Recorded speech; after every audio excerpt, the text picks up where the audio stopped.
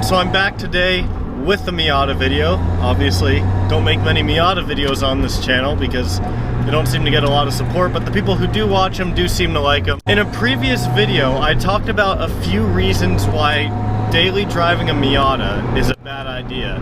And that video, I clearly stated in that video, you know, I love this car, I love my Miata, but these are just some reasons why it's not the ideal daily driver. And I did kind of give the idea that it isn't a good daily driver. I never directly said this car is a bad daily driver, and a lot of people thought that I was hating on this car and that I really didn't like it, but today I wanted to come back and basically say these are 5 reasons why the Miata is a great car, and probably one of the best enthusiast cars for under $3,000. Now when I say Miata, in this video I'm going to be referring to this Miata. This is my 1995 NA Miata, my first gen Miata, my pop-up headlights Miata. Just a quick, very brief history. The NA Miata was the first generation of Miata, like I said, and it was made for either 7 or 8 model years. I think it was 1990 to 1997 was when it was made. Now there's the NA6 and the NA8. The NA6 was the first variant,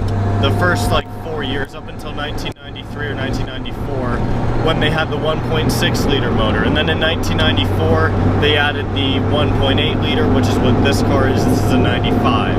I want to apologize in advance for the amount of wind noise that there might be in this video. I'm going to try to keep my speeds low, but the top has a couple holes in it and it's a convertible, so there is going to be a bit of wind noise. I'm going to try and speak up as much as I can. So now let's get to the topic of today's video. One of the first and foremost reasons why I think the Miata is one of the best cars for $3,000 or less is because it is so fun to drive. I've driven a fair amount of other cars. Now, I haven't driven hundreds of thousands of cars in my life. Of course, I'm pretty young, but with the few dozen cars that I have driven, there isn't really anything else near this price that compares to the fun factor that you get with this car. I mean, one of my favorite things to do is just downshift. I mean, it's so easy to downshift. I mean, I can downshift in the 3rd gear like I did right there, go 5th, 4th, 3rd, and punch it. And I mean, of course, it's not gonna throw me back in my seat or anything, but it's so fun just to go through the gears. I mean, I do it at pretty much every stoplight. It's that fun. You know, downshifting before a red light isn't the only reason why this car is so fun to drive. It handles so well, and the responsiveness of the steering is it's just incredible.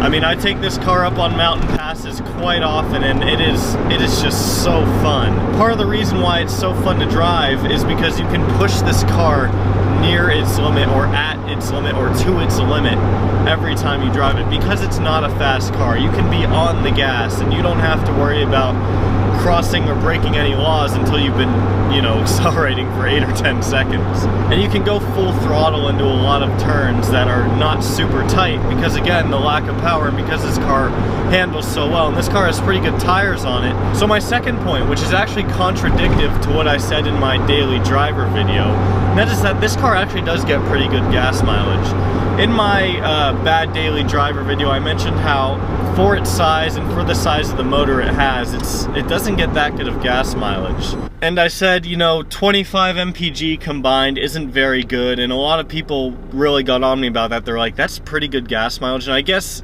to put it into perspective, it is actually fairly good gas mileage. I mean, 25 mpg combined isn't bad by any means, especially for, you know, what this car is. It's a fun, sporty car isn't too bad of a daily driver. Going along with the good gas mileage is reliability. These Miatas are incredibly reliable. It's amazing how reliable these cars are. Most NA Miatas that you're going to see for sale have very high mileage on them. I mean, this one only has about 132,000 miles.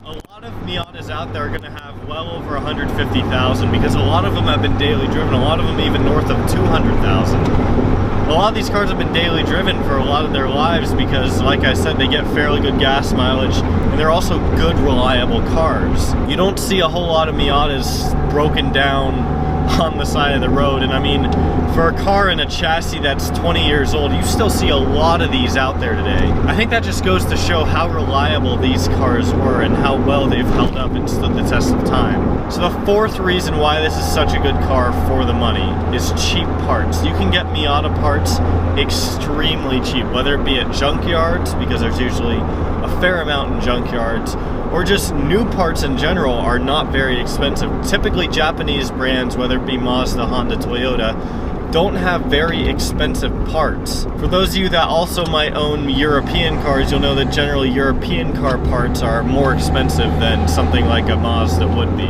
So if something were to break, cheap parts is, you know, repairs isn't really something to worry about. And to go on top of that, working on these cars is incredibly easy. There's so much room in these engine bays to get around to the side of the motor and to do, you know, so many easy repairs. I mean, most of this stuff isn't super difficult to do when you do have to make a repair. Now the fifth reason that I want to mention, this is probably pertaining to a lot of the people watching this video, is aftermarket support. When you think of aftermarket support for a car, outside of something like a Mustang or a Camaro, or maybe like a Civic, there isn't much out there that has a bigger aftermarket support than the Mazda Miata. There are a lot of companies out there dedicated solely to aftermarket parts for these Miatas. One of the big ones being Flying Miata. They make turbo kits, supercharger kits, everything. They make everything aftermarket for these cars. I mean, if you ask in a Miata group, what's the best coilover for my Miata, you're gonna get a million different answers. I mean, I don't know what else to say on this. I mean, just the aftermarket support for these cars is it's just amazing. I mean, you can get anything that you want. If you want to get different headlights, you can get different headlights. You want to get different bumpers, body panels. If you're someone who likes to stance your car, you can get a ton of different parts to stance your Miata. If you want to build a track car, the Miata is one of the best track cars to build. So I guess kind of going to like a 0.5A would be, I mean, you can just do so many things with a Miata. I mean, people even turn these things into off-roaders. Do track car, drag car, show car, reliable daily driver. I mean, there's just so many things that you can do with Miatas. And I think that's just another reason why these cars are they're just such a good car for $3,000. For those of you watching this video and still watching this video that also watch a lot of my Saab videos, you'll know that I talk about how Saabs are such bang for your buck cars. And I feel like these are bang for your buck cars, Miatas are bang for your buck cars, but in a different sense than Saabs are, because with Saabs you get the luxury, the speed, you get a little bit of everything, but with the Miata you just get, you know, pretty much everything that I just mentioned. So with that being said, that's going to wrap up this video today. Of course, there are NA Miatas out there for more than $3,000, but most of them out there are going to be $3,000 or less, regardless of mileage or modifications or whatnot. So if you enjoyed this video, give it a thumbs up. Thank you all so much for watching. I'll see you next time.